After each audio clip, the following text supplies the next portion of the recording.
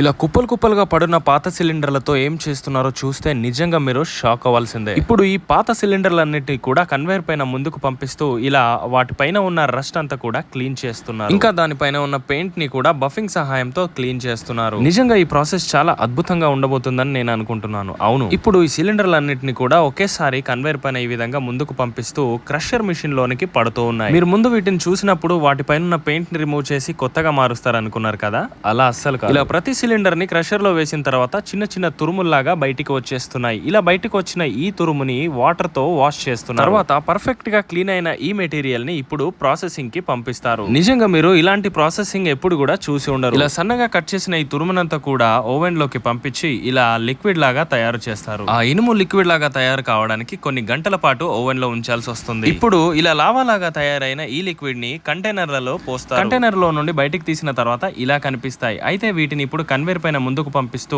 దీన్ని చల్లబరుస్తూ ఇంకా processing start అవుతుంది. ఇది చల్లబడడానికే కొన్ని గంటలు పడుతుంది. అయితే దీన్ని ఇప్పుడు బఫింగ్ సహాయంతో పైన గరుకుగా ఉన్న దాన్నంతా కూడా రస్ట్ చేస్తున్నారు. ఇది ఇప్పుడు రెండవ ప్రాసెసింగ్ కి బయలుదేరుతుంది. నిజంగా ఇది చాలా అద్భుతమైన ప్రాసెస్ అని నేను అనుకుంటున్నాను. మరి ఏం చేస్తారో చూడాలి. మొదట గమనించారా మీరు, ఆ పాత సిలిండర్స్ దేనికి పనికొస్తాయి అనే విధంగా కనిపిస్తుంది. వాటికి బఫింగ్ స్మూత్ ఫినిషింగ్ వచ్చేంత వరకు ఈ బఫింగ్ చేశారు. ఇప్పుడు వాటర్ లో దాన్ని క్లీన్ చేసిన తర్వాత ఇప్పుడు ఇంకొక ప్రాసెస్ కి బయలుదేరుతున్నాయి. ఇంత అద్భుతంగా తయారైన ఈ బిల్లల్ని ఇండస్ట్రియల్స్ కి పంపిస్తారు. ఈ ఏఐ వీడియో మీకెలా అనిపించిందో ఖచ్చితంగా కామెంట్ చేయండి, మీ ఒపీనియన్ ని కూడా.